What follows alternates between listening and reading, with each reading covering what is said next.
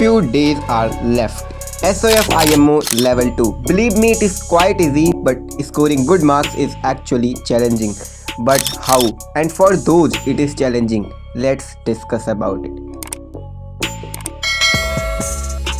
Listen, if you have solved RD Sarma, then you are going to solve around 55 questions of IMO level 2. But still, you cannot score 55 marks if you do not manage your time effectively. Means time management plays an important role in scoring good marks in IMO level 2. So let's see how to manage the time effectively, means how to attempt IMO level 2. Start solving your paper with Achiever section, as it contains 5 questions and each question carries 3 marks.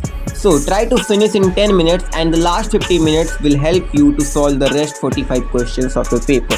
You can get previous year papers on our Telegram group, link is given in the description box. So this is your overall time management plan for SOF IMO. But the question is, what if I have not completed my syllabus so far? Should I complete it as soon as possible or do something different? Last year I have uploaded a video and you guys have given a very good response. Just click on it, I will meet you there.